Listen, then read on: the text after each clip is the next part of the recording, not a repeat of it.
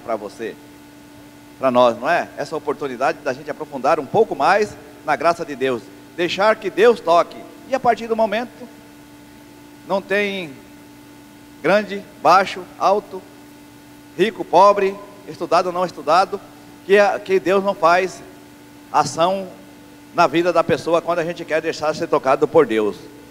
Então é muito bonito essa primeira leitura, a gente reconhecer que a graça de Deus, ela só assume quando nós deixamos nos experimentar pela graça de Deus.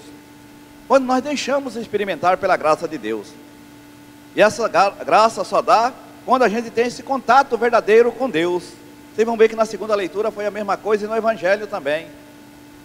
O profeta tem esse contato direto com Deus, aonde? No templo. Talvez foi lá sem uma objetividade e sai dali com o objetivo de ser purificado e valorizado por Deus. Deus te valoriza, Deus valoriza cada um de nós. Só basta nós termos essa consciência. E como é importante na nossa vida. Tem tantas pessoas aí que é convidado, né? E quando ele diz o não, quantas pessoas ele deixa de ajudar? E quando ele diz o sim e vai à missão, quantas pessoas ele pode ajudar, como esse profeta fez? E já a segunda leitura, vocês ouviram tirada da carta aos Coríntios? Que beleza e que graça de Paulo. Paulo, mais uma vez, também narra fielmente o Evangelho. E aqui, queridos irmãos e irmãs, eu gostaria só de abrir uma ressalva e trazer para a nossa realidade. Quantas vezes nós usamos o Evangelho, distorpamos o Evangelho, né? A palavra de Deus, a gente manipula a palavra de Deus. E Paulo aqui disse, a palavra de Deus, ela tem que ser seguida. Naquele tempo, e vocês viram que Paulo fez o estudo dele, ele dizia, segundo a Escritura, não segundo ao meu jeito e a maneira de ser.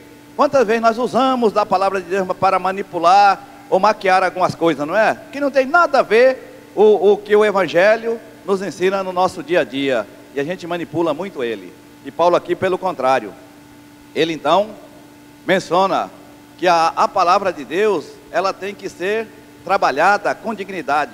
Fira quem ferir, atinja quem atingir, mas a palavra de Deus, ela tem que ser colocada na sua integridade, na sua totalidade e na fidelidade ao amor. Então ele diz assim, é pela graça de Deus que eu sou o que sou. Você também não é pela graça de Deus o que você tem? Não foi Deus que te deu?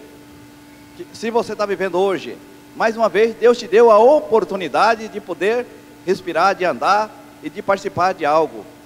Deus te deu uma família maravilhosa e talvez muitas vezes você não valoriza essa família que você tem. Deus te deu uma comunidade tão boa, talvez você não valoriza ela.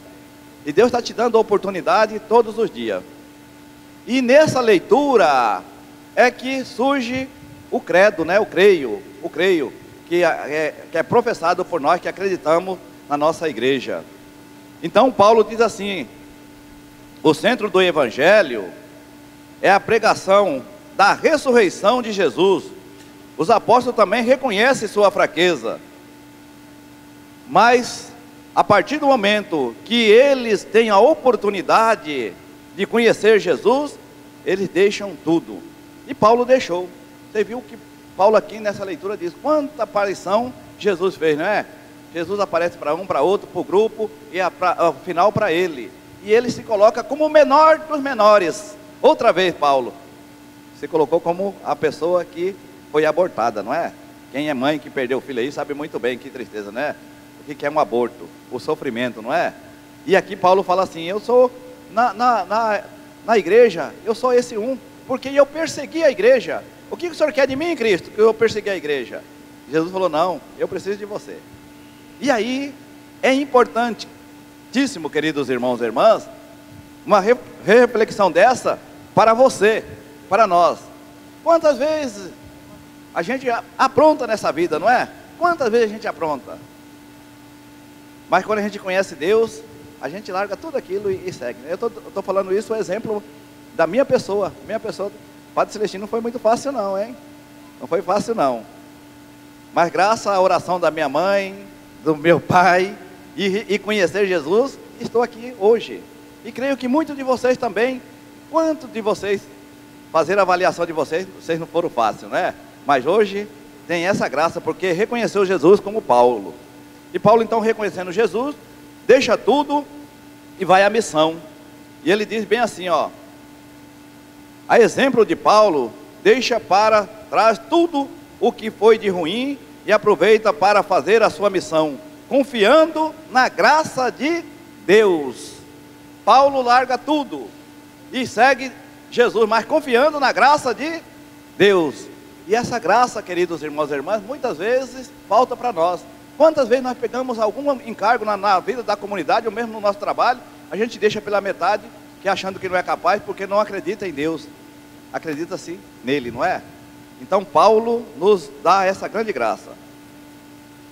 E ele ainda recorda que o ensinamento da igreja tem que ser prático, confiante. Quando nós encontramos com Jesus, para fazer diferença em nossas vidas. Conhecer Jesus é mudar de atitude como Paulo mudou. E creio que muitos de nós também mudamos as nossas ações e atitude. Já o Evangelho, mais uma vez, o profeta Isaías, fraco na fé. Paulo, fraco na fé. E aí vem os discípulos. E como é bom a gente ver, a multidão estava ansioso para ouvir a palavra e esperança e conforto de Jesus. Jesus, ele sobe na barca e pede para se retirar. O se retirar de Jesus é para ter o contato com as pessoas, não é? Jesus estava ali, a multidão estava apertando ele, ele só via aquele que estava ao redor dele. Então ele retira e dá a oportunidade de todo mundo ver ele, ele também vê o povo. Esse subir na barca é isso, né? É Jesus ter esse contato com as pessoas, não fugir das pessoas, mas ter o contato com as pessoas. E quando ele fala de cima da barca, ele desafia os discípulos. Ele desafia os discípulos, para que os discípulos voltassem ao mar e lançassem as vossas redes para apanhar peixe. E aqui, queridos irmãos e irmãs, os discípulos, graças, não é assim? E aí vai também, voltando aqui para os filhos. Quem é que é filho aqui? Levanta a mão. Quem é filho aqui? Ah, que bom. E quem é pai? Ah, que beleza. Vocês que são filhos.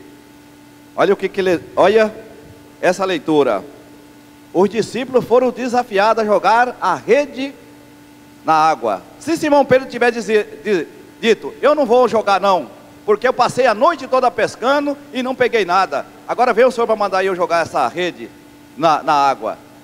Tinha ter feito surgir alguma coisa? De maneira nenhuma. Mas ele foi obediente. Olha, ele diz, em obediência ao Senhor, que eu vou lançar a rede ao mar. Queridos filhos, sejam obedientes aos vossos pais. Que tem filhos aí, esses dias eu fui visitar uma família, eu fiquei triste, não é?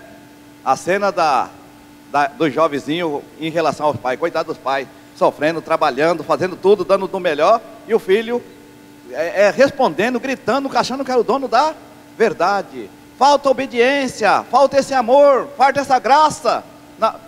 E os pais não tenham medo não, eduque os vossos filhos, não é? Porque por mais ruim que seja os pais, não é? Mas ele não quer mal ao filho. Como Jesus também aqui. Jesus vendo que era a necessidade deles ter o peixe. Por isso Jesus dá a eles a oportunidade. Lance a rede, vai no lugar mais profundo. E Jesus desafia ele. Não é no lugar de costume que vocês pescavam não. Quem é pescador aqui sabe, né? A gente sabe o lugarzinho onde tem os peixes, não é ali? A gente sempre vai naquele lugar. E Jesus falou, não vai naquele lugar não, vai um pouco mais profundo. Lá ele estava correndo o perigo de pegar peixe grande e também de afundar o barco, não era? Poderia até morrer. Mas eles obedeceram, né? Acreditaram em Cristo. Você, filho, também acredita no vosso pai, que o vosso pai faz o que ele faz é para o vosso bem, é o futuro seu, a garantia dos vossos pais. Então, o discípulo vai correndo esse risco, mas foi provocado e aceita o desafio, a ponto de pegar tanto peixe que a rede se rompe. E aqui, mais uma vez nessa leitura, a bondade de Simão, não é? Duas barcas, uma só que estava na água, a outra estava fora. E Simão então pede ajuda. Queridos filhos e comunidade, quando a gente não pede ajuda aos outros, a gente se arrebenta. E Simão, Pedro, ele faz um gesto para os colegas: vem aqui também, vocês devem participar desse momento de graça. Olha o que é a vida da comunidade. Vocês estão aqui porque vocês têm essa participação na vida dessa comunidade. Vocês fazem parte, vocês querem o bem desta comunidade. É eu, vocês, nós todos que formamos essa comunidade. E Paulo, Simão Pedro, convida eles vêm. E fica também espantado com essa graça. Talvez isso que falta, talvez, queridos irmãos e irmãs, na nossa vida, no dia a dia, né? Os amigos aí, ter o convitinho de sempre ir na casa do outro, visitá-lo. Fazer esse gesto bonito de somar força. E aqui a leitura nos coloca isso, essa graça de formar e ter força. E aí, justamente, é no meio desse desafio que eles enchem a rede de peixe. E agora nós, no nosso dia a dia, o que nós estamos fazendo em nossas comunidades para que tenhamos também essa graça de Deus? Será que é importante ficarmos só olhando dentro das quatro paredes, sem fazer algo importante como os discípulos fizeram? O discípulo vai ao encontro e recebe a graça. E nós, no nosso dia a dia, o que nós estamos fazendo para poder não só pescar o peixe, né, mas fazer com que as pessoas também sejam pescadas, sejam agraciadas na vida da comunidade? E eu resumo então, fazendo um resumo dessa leitura assim: os discípulos são chamados para o desafio na missão que a espera, são provocados, enfrentam tempestade, água tenebrosa, mas não tem medo, confia na graça daquele que o mereceu, não fique na mesmice. E é isso que nossas comunidades têm que fazer, não ficar sempre atuando da mesma maneira, mas ser ousado, ir um pouco mais além, ser pessoas que têm capacidade de experimentar o novo.